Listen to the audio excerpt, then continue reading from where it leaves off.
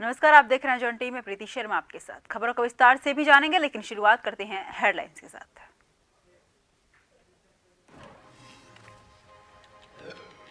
PM Modi की मन की बात कार्यक्रम 108वें संस्करण को सीएम धामी ने सुना। कार्यकर्ता समेत कई नेता रहे मौजूद। कहा, ऐसे कार्यक्रमों से आगे बढ़ने की मिलती है प्रेरणा। सीएम धामी ने किया सशक्त भारत पुस्तक का विमोचन। मोदी शासन की तुलना राम राज्य से की। लंबे समय से श्रद्धालुओं का इंतजार होगा समाप्त।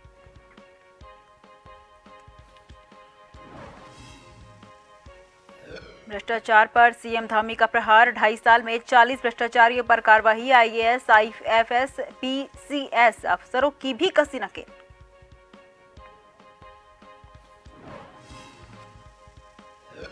उत्तराखंड के काशीपुर में हुई बीजेपी की 2 दिवसीय बैठक। आगामी लोकसभा चुनाव को लेकर बनाई रणनीति। संगठन के 5 आगामी कार्यक्रमों की रूपरेखा हुई तय।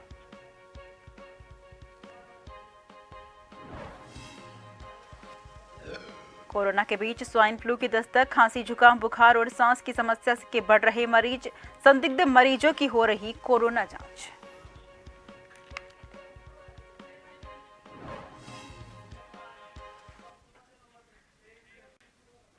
रुक करते हैं खबरों की ओर। मुख्यमंत्री पुष्कर सिंह धामी ने रविवार को प्रेमनगर सुद्दोवाला में प्रधानमंत्री नरेंद्र मोदी के मन की बात कार्यक्रम का 108वां संस्करण सुना। इस अवसर पर उन्होंने लेखक हरि सिंह बिष्ट द्वारा लिखी गई पुस्तक मन की बात सकारात्मक संवाद से सशक्त भारत का विमोचन भी किया। इस पुस्तक में प्रधानमंत्री के मन की बात कार्यक्रम के 75वें संस्करण से 99वें संस्करण तक विस्तार से वर्णन किया गया। मुख्यमंत्री ने कहा कि प्रधानमंत्री नरेंद्र मोदी का देवभूमि उत्तराखंड से कर्म और मर्म का रिश्ता है। उनके नेतृत्व और मार्गदर्शन में उत्तराखंड का हर क्षेत्र में तेजी से विकास हो रहा है।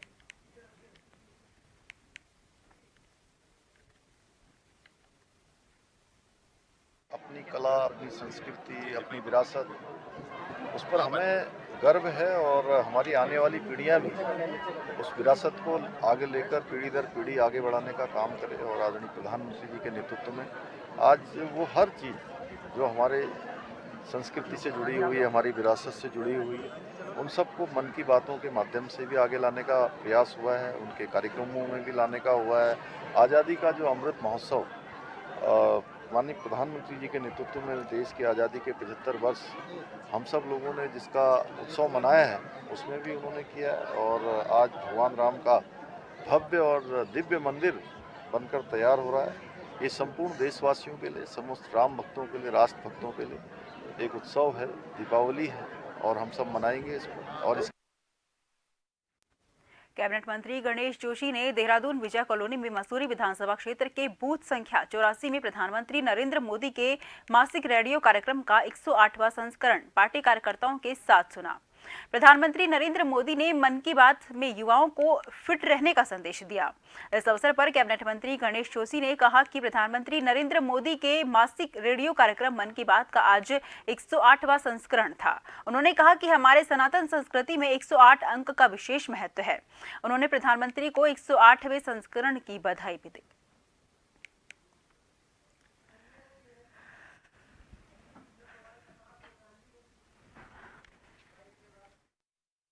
अंक का बहुत बड़ा महत्व है। आप देखा होगा कोई हम धार्मिक कार्य करते हैं तो 108 जाप करा हो।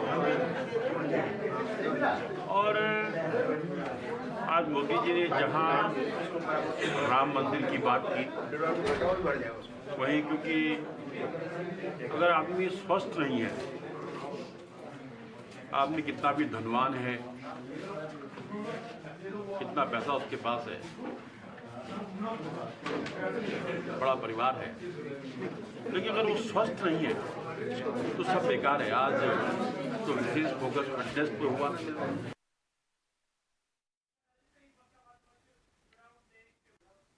उत्तराखंड के मुख्यमंत्री पुष्कर सिंह धामी ने सभी देश और प्रदेशवासियों को नववर्ष की शुभकामनाएं दी हैं। उन्होंने कहा कि नववर्ष में सभी देशवासी तरक्की करें, आगे बढ़ें, सभी लोग निरोगी रहें। प्रधानमंत्री नरेंद्र मोदी की अगुवाई में देश आगे बढ़ रहा है और प्रधानमंत्री मोदी का हमें लंबे समय तक नेतृत्व मिलता रहे। उन्होंने कहा कि हमारा देश विश्व की 5वीं बड़ी अर्थव्यवस्था वाला देश बन गया है और पीएम मोदी के तीसरे टर्म में हम तीसरी सबसे बड़ी अर्थव्यवस्था बने हैं।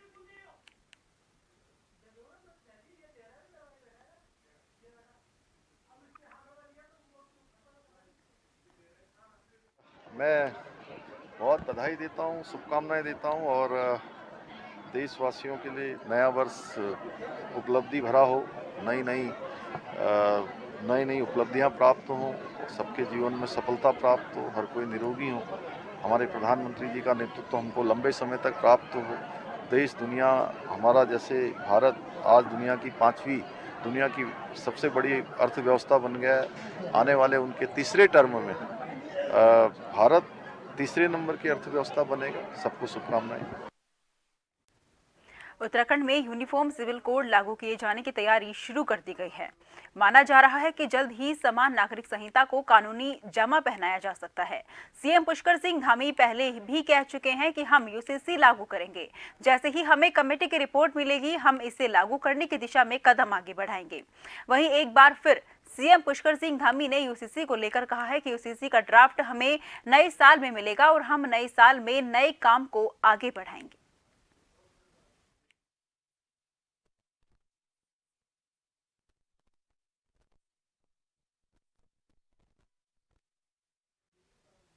उत्तराखंड के मुख्यमंत्री पुष्कर सिंह धामी ने रविवार को राम मंदिर के आगामी अभिषेक पर बोलते हुए प्रधानमंत्री मोदी के शासन की तुलना राम राज्य से की। देहरादून में एक कार्यक्रम को संबोधित करते हुए सीएम धामी ने कहा कि वो समय लौट आया है जब भगवान राम फिर से अपनी जन्मस्थली अयोध्या की शोभा बढ़ाएंगे। उन्होंने कहा कि पूरे देश के श्रद्धालु लंबे समय से जिस क्षण का इंतजार कर रहे थे, वो 22 जनवरी को हमारे सामने होगा। हम सब बहुत भाग्यशाली हैं। त्रेता युग के दौरान लोगों ने भगवान राम का राम राज्य देखा था और आज हम प्रधानमंत्री मोदी के शासन में इस नेतृत्व को देख रहे हैं।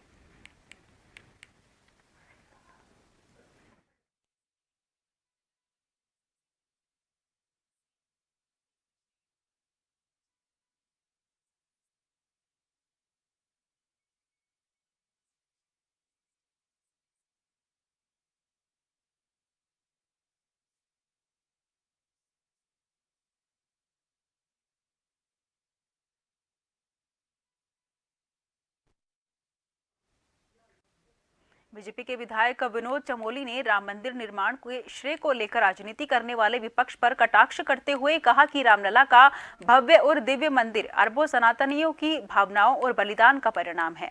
लिहाजा श्रेय की आकांक्षा रखने वाले सुविधावादी हिंदुओं को काशी मथुरा के लिए जारी संघर्ष में आगे आने का साहस करना चाहिए।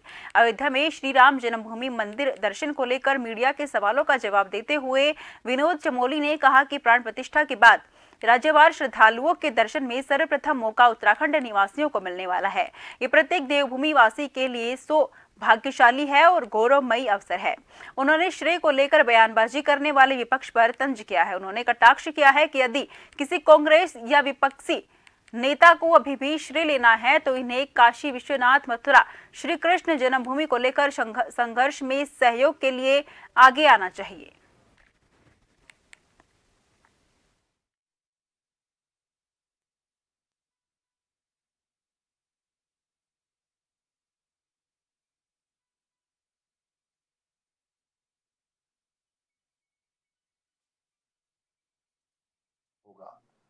कि इस रेस में वो बहुत पीछे चले गए हैं और जो दायित्व तो उनका अपने समाज के प्रति, अपने देश के प्रति, अपने धर्म के प्रति होना चाहिए था, कहीं ना कहीं उसको पूरा करने में वो चूक गए हैं। और मैं देख रहा हूँ लगातार टीवी पर डिबेटें चल रही हैं और तमाम लोगों की प्रतिक्रियाएं भी आ रही हैं, तो विपक्ष छटपटा रहा है। उनको लगता है कि हमको भी किस तरह से इसमें सम्मिलित होने का अवसर मिलता, लेकिन आज जैसे मैंने कहा कि वो इस पूरी रेस में बहुत पीछे हो गए हैं और इसकी छटपटाहट उनमें दिखाई पड़ रही है। लेकिन अब भी सबक लेने का समय है, क्योंकि अभी काशी और मथुरा बाकी है। ये तो अभी झांकी है, इस प्रकार का हम लोग नारे भी लगाते हैं, तो वहां कम से कम खुलकर उनको सहयोग करना चाहिए, क्योंकि जब कभी वहां का निर्णय आएगा तो उसके बाद उनकी ये असहज स्थिति न रहे, तो उसके लिए उनको आगे आना चाहिए। डोईवाला के शहीद दुर्गामल राजकीय स्नातकोत्तर महाविद्यालय में उत्तराखंड अधीनस्थ सेवा चयन आयोग द्वारा आज बीपीडीओ और बीडीओ भर्ती की लिखित परीक्षा का आयोजन किया गया, जिसमें कुल 500 परीक्षार्थियों द्वारा परीक्षा देनी थी, लेकिन परीक्षा देने के लिए 355 परीक्षार्थी ही उपस्थित हुए।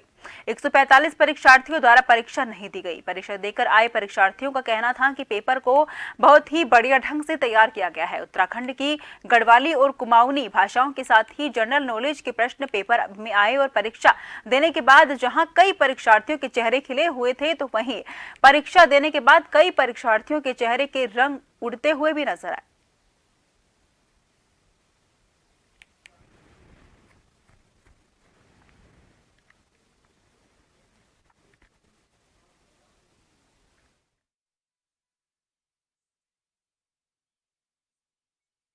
टाइम से पेपर हो रहे हैं और मैं इस पेपर की बात करूं तो एक अच्छा लेवल पेपर का बना रखा था आयोग ने और काफ़ी कुछ डीपली क्वेश्चंस हम दे रखे थे। अगर नॉर्मली हमें थियोरेटिकल बहुत ज़्यादा पढ़ना पड़ेगा तभी हम इस एग्ज़ाम को निकाल सकते हैं। अच्छा पेपर था कुल मिलाकर। आप इंतजार है कि रिजल्ट जल्दी से बिल्कुल बिल्कुल हमें इंतज़ार है। हाँ जी बिल्कुल अच्छा लेवल था और हमें इंतज़ार है रिजल्ट का। पेपर सही था, मतलब ठीक था। जीएस भी सही थी और हिंदी भी सही थी। नहीं, इसका तो काफ़ी टाइम से इंतजार नहीं था क्योंकि ये तो अभी वैकेंसी आई थी और तुरंत पेपर हो गया इसका। बाकी वैकेंसी हाँ ये तो अभी हो गया तुरंत, मतलब 1 महीने पहले ही फॉर्म फिल हुआ था और अभी तुरंत पेपर हो गया इसका। तो उत्साहित हैं आज देखिए। हाँ ठीक है, मतलब अच्छा है। इंतजार है, बस जल्दी जल्दी रिजल्ट आ जाए अब। रिजल्ट का इंतजार है। हाँ जी। तो कैसा था माहौल, सही हुई? हाँ माहौल ठीक था बिल्कुल। नहीं, इस प्रकार का कोई वो नहीं था अभी। लोगों ने भ्रष्टाचार पर नकेल कसने के मामले में मुख्यमंत्री पुष्कर सिंह धामी सबसे आगे हैं। अपने 2.5 साल के कार्यकाल के दौरान ही धामी ने भ्रष्टाचार में लिप्त 40 लोगों को जेल की सैर कराई है। पिछले साल सरकार ने भ्रष्टाचार में लिप्त 18 ट्रैप में 4 अफसरों समेत 19 को जेल भेजा है, जबकि सिर्फ 2.5 साल के कार्यकाल में धामी सरकार ने सबसे ज्यादा 38 ट्रैप कर 40 भ्रष्टाचारियों को सलाखों के भीतर डाला है। मुख्यमंत्री धामी की ये कार्यवाही 23 सालों में प्रदेश की कमान संभाल चुके 10 मुख्यमंत्री में सबसे ज्यादा है। यही नहीं, धामी अकेले मुख्यमंत्री हैं जिन्होंने राज्य के इतिहास में पहली बार आईएएस, आईएफएस और पीसीएस अफसरों को भी भ्रष्टाचार में लिप्त होने पर सीधे सलाखों के पीछे डाला है। सरकार की ये कार्यवाही सुशासन और भ्रष्टाचार मुक्त का संदेश देती है। काशीपुर में हुई बीजेपी की 2 दिवसीय बैठक में आगामी लोकसभा चुनाव को लेकर रणनीति बनाई गई है। बैठक में 5 लोकसभा सीटों में 75% मतों के साथ हैट्रिक लगाने के लक्ष्य तय किए गए हैं। साथ ही संगठन के आगामी 5 कार्यक्रमों की रूपरेखा बनाई गई है।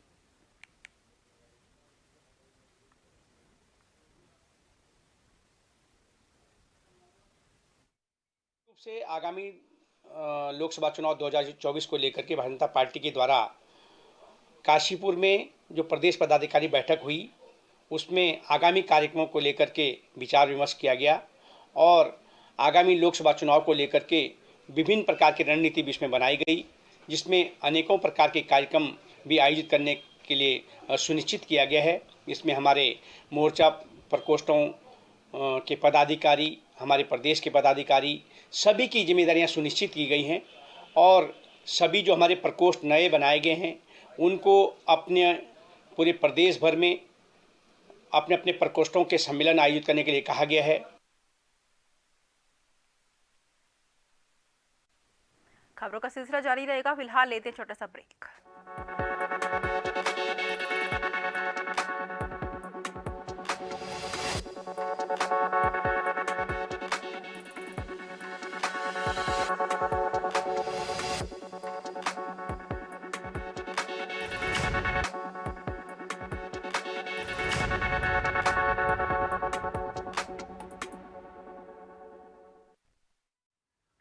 ब्रेक के बाद फिर से आपका स्वागत है। रुक करते हैं खबरों की ओर। रुड़की के मंगलोर में अक्षत पूजन कलश यात्रा निकाली गई। यात्रा के दौरान हजारों की संख्या में महिलाएं और पुरुषों की भीड़ उमड़ पड़ी। जय श्री राम के नारों और भगवान राम के गीतों के साथ ये यात्रा निकाली गई। इस दौरान रथ पर राम, सीता और लक्ष्मण सवार थे। जगह जगह महिलाएं और पुरुष उनके स्वागत के लिए खड़े थे। बता दें कि मंगलोर में श्री पंचदशनाम जूना अखाड़ा की श्री 1008 महामंडलेश्वर स्वामी मैत्रेय गिरी जी महाराज की अगुवाई में अक्षत पूजन कलश यात्रा का आयोजन किया गया।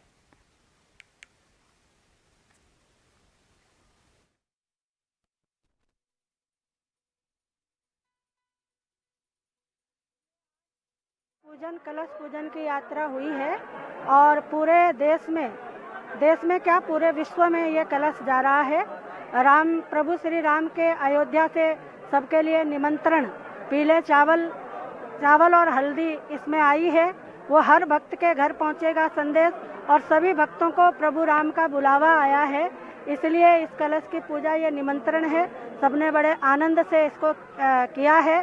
पूरे देश में विदेश में और 22 तारीख को भगवान श्री राम अपने भव्य मंदिर में विराजमान होने वाले हैं। हम सभी हिंदुओं का, सभी सनातनियों का एक स्वप्न जो 500 वर्ष का जो संघर्ष था वो पूर्ण हो रहा है। प्रभु राम हमारी प्रार्थना को पूर्ण कर रहे हैं। चंपावत में नाबालिग लड़की से दुष्कर्म के आरोप में बीजेपी के मंडल अध्यक्ष के खिलाफ पोक्सो समेत कई धाराओं में मुकदमा दर्ज किया गया है। नाबालिग लड़की की मां के द्वारा दी गई पुलिस को तहरीर के बाद ये मुकदमा दर्ज किया गया है। आरोपी की तलाश में पुलिस टीमें लगी हुई हैं। वहीं इसी को लेकर गुस्साई कांग्रेसियों ने प्रदेश भर में पुतला दहन किया और सख्त कार्रवाई की मांग की है।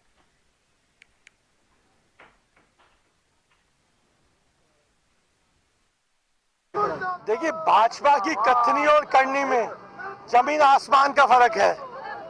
जो हाल में जो वारदात हुई है चंपावत में, भाजपा के मंडल अध्यक्ष ने जो एक बच्ची के साथ कुकर्म करने का प्रयास किया है, उसने पूरे प्रदेश को शर्मसार किया है। भाजपा एक तरफ बेटी बचाओ बेटी पढ़ाओ का अभियान चला रही है और एक तरफ भाजपा के नेताओं दिन ब दिन किसी न किसी मामले में फंस रहे हैं। इनको शर्म करनी चाहिए और इनके खिलाफ कड़ी से कड़ी कार्रवाई करनी चाहिए। सर्दी के चलते रुड़की आर्मी क्लब के पास एक युवक गंग नहर में हाथ धोते समय डूब गया, जिसके बाद उसके 2 साथी भी डूबे। युवक को बचाने के लिए नहर में कूद गए, जिसके बाद वो युवक भी डूबने लगे, पर किसी न किसी तरह वो दोनों अपनी जान बचाकर नहर के बाहर निकलने में कामयाब रहे। वहीं तीसरे युवक को भी मोनू जलवीर नामक गोताखोर ने बचा लिया। हालांकि डूबने के दौरान तीसरा युवक घायल भी हो गया, पर मोनू जलवीर के कारण उसकी जान बच गई। बता दें कि मोनू जलवीर अब तक गंग नहर में डूबने वाले सैकड़ों लोगों की जान बचा चुका है। बताया जा रहा है कि डूबने वाले युवक रुड़की की सोलहपुर गाड़ा के रहने वाले हैं।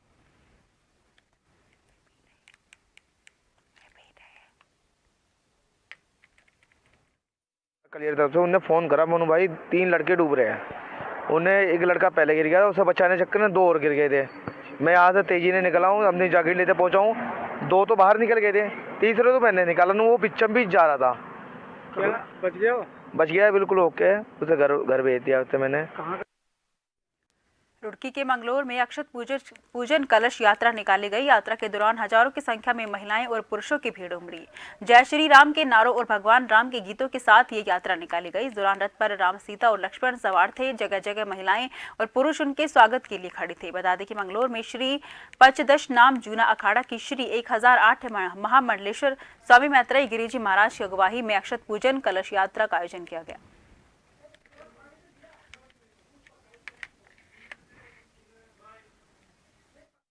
ये आज अक्षत पूजन कलश पूजन की यात्रा हुई है और पूरे देश में क्या पूरे विश्व में ये कलश जा रहा है।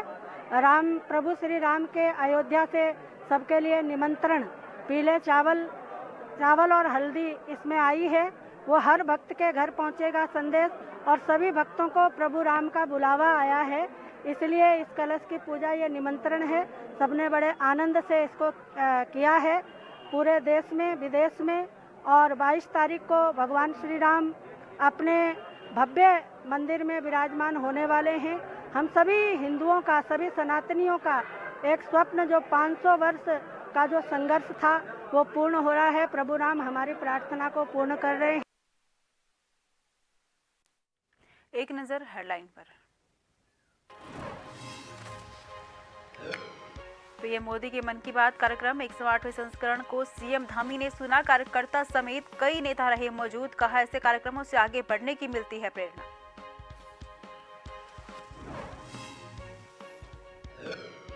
सीएम धामी ने किया सशक्त भारत पुस्तक का विमोचन। मोदी शासन की तुलना राम राज्य से की। लंबे समय से श्रद्धालुओं का इंतजार होगा समाप्त।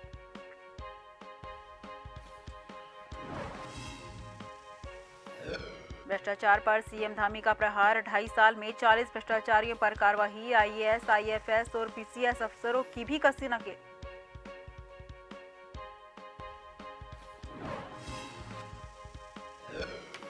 उत्तराखंड के काशीपुर में हुई बीजेपी की 2 दिवसीय बैठक। आगामी लोकसभा चुनाव को लेकर बनाई रणनीति। संगठन के 5 आगामी कार्यक्रमों की रूपरेखा हुई तय।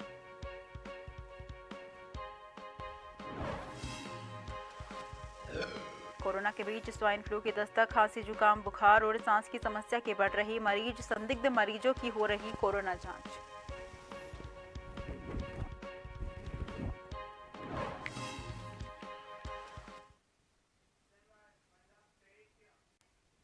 फिलहाल के लिए मुझे दीजिए इजाजत। देश भर की तमाम खबरों के लिए लगातार देखते रहिए जन टीवी, क्योंकि हम हैं जन जन की आवाज।